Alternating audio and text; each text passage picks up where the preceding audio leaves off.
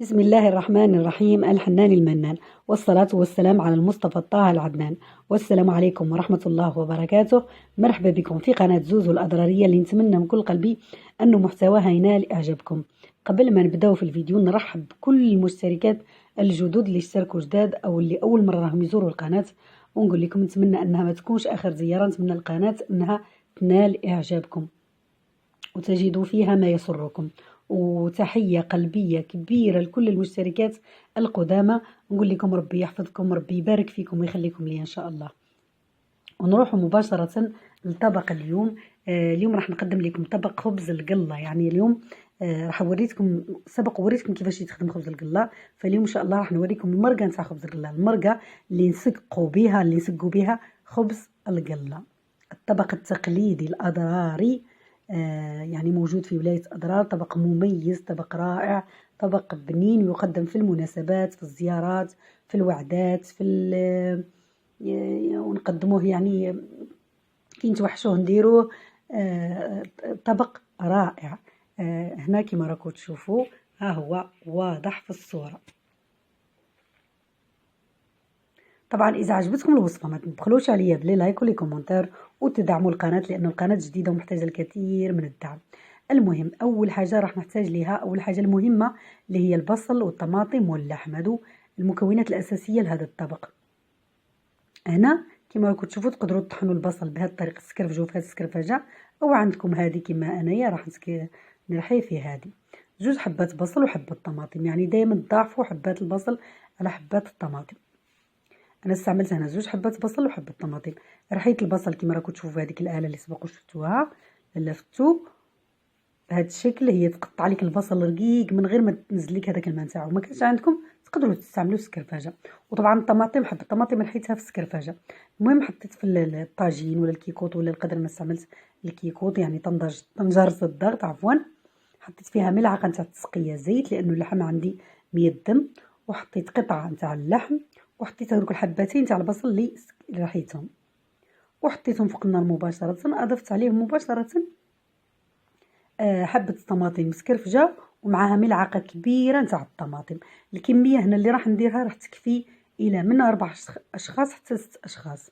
هنا أضفت لهم ملعقة ونصف تاع الملح. طبعا الملعقة اللي نعبر بها هي الملعقة الصغيرة، ماشي يعني نتاع القهوة الصغيرة، ماشي هذيك المتوسطة يعني الكبيرة.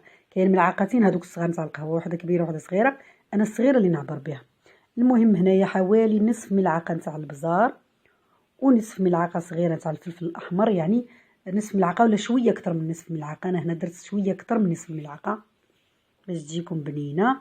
أضفت أيضا ملعقة مملوءة نتاع العطور نتاع الطعام، ملعقة مملوءة، ولا ديروا ملعقة وشوية ما راحش يضر. ملعقتين هنا انا ضفت ملعقتين تاع الفلفل العكري، كما راكم تشوفوا الفلفل الاحمر الحلو، الفلفل العكري اضفت منه ملعقتين مملوءتين هنا باش يعطوني اللون، باش هكا ما نستعملش كميه كبيره من الطماطم تاع العلب. تقدروا نتوما لو ما بغيتوش ولا ما عندكمش ولا ما فضلتوش تقدروا تكتفوا بطماطم العلب. من بعد اضفت حوالي نصف كاس شاي او اكثر، يعني تقدروا ديروا اكثر من نصف كاس شاي عدس نتاع البلاد. وطبعا نكون غسلته مليح ونظفته وغسلته. واضفت ملعقه ونصف طماطم، ملعقه نتاع الاكل ونصف طماطم. للاسف هنا ما ظهرش النصف، ولكن انا ضفت ملعقه ونصف باش تجيكم الوصفه مضبوطه. بالنسبه للاخوات اللي بغاو ياخذوا الوصفه، عطيتكم التوابل بالعبار باش هكا تقدروا ديروا الوصفه مضبوطه تكفيكم من 6 حتى ل 4 اشخاص. المهم قليته مليح مليح، يعني حوالي واحد 5 دقائق 6 دقائق هكا وانا نقلي فيه. من بعد اضفت ليه الماء الساخن بهذا الشكل اللي راكم تشوفوا فيه، مرقته يعني بهذا الشكل اللي راهو واضح في الصوره. الماء يكون ساخن لان الطاجين سبق وقليناه، يعني باش ما نضيفوش بارد في بارد، لانه قليناه وتعرضناه لواحد درجه نتاع الحراره، فضروري كلشي تضيفوا عليه من بعد. يعني الماء يكون ساخن باش هكا باش ما تعطوش هذيك الصدمات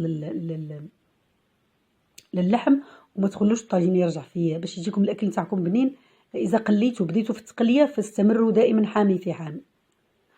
المهم انا راح نبلع عليه الكيكوط باش هكا اللحم يطيب ليا في الساعه، لاني محتاجه انه يطيب بسرعه.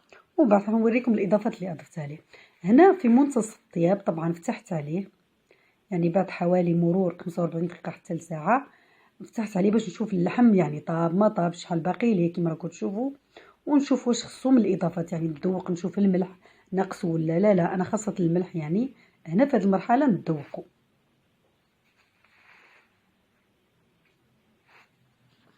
طبعا انا هنا للامانه لقيته ناقصه شويه ملح، فزدت اضفت ليه شويه ملح. وهنايا لما ظهرت الصوره نتاع الاضافه نتاع الملح، المهم اضفت ليه شويه ملح. وهنا راح نضيف ملعقه نتاع الاكل سكر، ماشي مملوءه ولا ملعقه صغيره، يعني لكم كامل الحريه نتوما تضيفوا ملعقه السكر ولا تضيفوا ملعقه نتاع الرب ولا فتفوته نتاع التمر ممروس، لكم كامل الحريه وتقدروا تستغناو على هذه الخطوه. لكن الصراحه الاضافه نتاعها راح دير لكم واحد الطعم خيالي يعني، فمن الافضل انكم تضيفوا ماده حلوه. ومن بعد هنا كما كنتوا تشوفوا اضفت شويه طماطم، لانه الصراحه لونها بغيتها تكون شويه لونها احمر على هكا. نتوما لكم كامل الحريه، تقدروا تضيفوا تكتفوا بهذيك الملعقه والنصف ولا وتشوفوا على حسب اللون حسب نوعيه الطماطم. وايضا اضفت شويه فلفل عكري، حوالي ملعقه صغيره مملوءه. خلطت خليطه خفيفه كما هكا وراح نزيدها، يعني مازال اللحم راح نخليه شويه يطيب مده هكا واحد 20 دقيقه. غلقت عليه وخليته يطيب مده 20 دقيقه. المهم هنا من بعد ما طاب اللحم مليح تبقى ليا واحد 10 دقائق ونطفي عليها كما راكم تشوفوا. اضفت ليها شويه قزبر مقطع وشويه فلفل اخضر حار بهذا الشكل اللي راكم تشوفوا، حبات من الفلفل الاخضر الحار، شويه بزار وشويه كمون. لو لاحظتوا انا ما ضفتش الكمون في البدايه، دائما هذه هي طريقتي انه نضيف الكمون في النهايه وخاصه في الاطباق التقليديه. اضفت شويه كمون حوالي نصف ملعقه والبزار حوالي ربع ملعقه. هو هذاك التحرحي راح يجيبها بنينه يعني ما تخافوش منها، وخاصه بالنسبه للناس اللي ما عندهم حتى مشكله في الحرور. من بعد قبل ما نطفي عليها بثواني نضيف ليها الدهان اللي هو السمن، اي نوع سمن متواجد عندكم طبعا ولا النوع اللي تفضلوه نتوما. طبعا الا كانت السمن تاع العرب يكون افضل السمن الحر اللي هو دهان العرب. وهنا من بعد ما طفيت عليها النار كما راكم تشوفوا بهذا الشكل، هذه لا تكستور نتاعها او العقوديه نتاعها كيفاش تكون داير. ونبدا نسقي مباشره خبز القله. بالنسبه لخبز القله كاين اللي يحطوا خبزه كامله ويدير فوقها المرق، ومن بعد خبزه ثانيه وهكا وهكا فوقها المرق وثالثه فوقها المرق. ولكن انا كما راكم تشوفوا خبز القله ما خدمتوش في الدار، جاني من عند وحده حبيبه مولانا ربي يحفظها وجاني مقطع بهذا الشكل. وانا شخصيا نفضل اني نديرو مقطع هكا باش نحس انه يتشرب ومن بعد عند الاكل ما يجيش فيه صعوبه. فنبدا كيفاش ندير. اذا حبيتوا تذوقوا المرق تبلوا ورقه شويه هكا صغيره وتبداو وتذوقوا تشوفوا اذا كان مليح ولا ماشي مليح. انا هنا اللي ذوقت المرقه فقط ولقيتها مريقله، فبديت نشمخ في الخبز او نبل الخبز كما يقولوا لي هنا في منطقه اضرار. المهم ندير طبقه من الخبز ومن بعد عليها سقيه من المرق 2 ملاعق ولا 3، وهكا هكا حتى نتحصل على الكميه اللي بغيتها ونكمل الكميه اللي عندي. المهم وفوقها دائما ناخذ شويه هذاك الاسفل، يعني من الاسفل ناخذ العدس، لان العدس كي نطيبوه دائما يهبط لينا للاسفل. فدائما انا ناخذ كميه يعني من العدس من الاسفل ونحطه فوق يعني اخر طبقه نديرها نتاع الخبز، نحط فوقها العدس باش هكا يكون ظاهر باين كيما نقولوا، ما يجيش بين الطبقات يعني تسقط لك وحده ولا زوج يعني عدد لا باس به، ولكن العدد كبير انا نحاول نحطه فوق الطبق. وايضا ناخذ الميص، هذا يقولوا ليه الميص، يعني هذيك المرقه الفوقانيه اللي تجي شويه ميدمه ناخذ منها شويه تعطيك لون وتعطيك نكهه وتعطيك منظر وتعطي الطبق ايضا يجي بري. نحط هكا شويه من الفوق فقط، وطبعا نحط كميه اللحم من فوق والحرورات ايضا الخضر من فوق ايضا نقدمهم بهذه الطريقه اللي تشوفوا. كاين الكثير من الاسر الكثير من السيدات والكثير يعني في القصور ايضا مرقه خبز قله يحطوا فيها شويه زرودي، كاين اللي يحط فيها شويه بطاطا، كاين نوعيه من الخضر وكاين اللي يحط نوع واحد من الخضر. انا الصراحه نفضلها بالبصل والطماطم فقط، يعني على طريقه والدتي رحمه الله عليها، وتجي بنينه. جربوها وانا متاكده انه ما راحش تندموا ان شاء الله.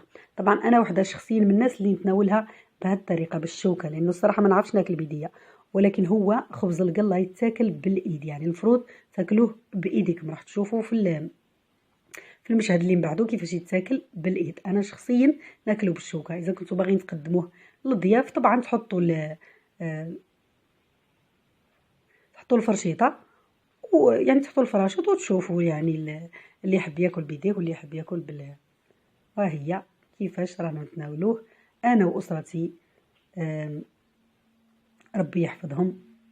صراحه الطبق جاء بنين، يعني جربوا الوصفه وان شاء الله باذن الله ما راحش تندموا. بالمقادير المضبوطه. الطبق راهو طبق تقليدي اصلي اضراري، يشبه شويه الشخشوخه ولكن الصراحه يعني يختلف تماما على الشخشوخه، يعني من ناحيه يعني تقدروا تقولوا شخشوخه ولايه اضرار ولكن نوعيه غير يعني. والناس اللي ذاقوه راهم يعرفوا على واش راني نتكلم. طبعا نتمنى من كل قلبي انه الفيديو يكون نال اعجابكم، واذا عجبكم طبعا ما تنساوش الدعم المستمر للقناه بمشاركتها مع اصدقائكم وعلى مواقع التواصل. ونلتقي في فيديو جديد ان شاء الله. استودعكم الله الذي لا تضيع ودائعه. تهلاو في رواحكم، ما تنسونيش في صالح دعائكم. سلام.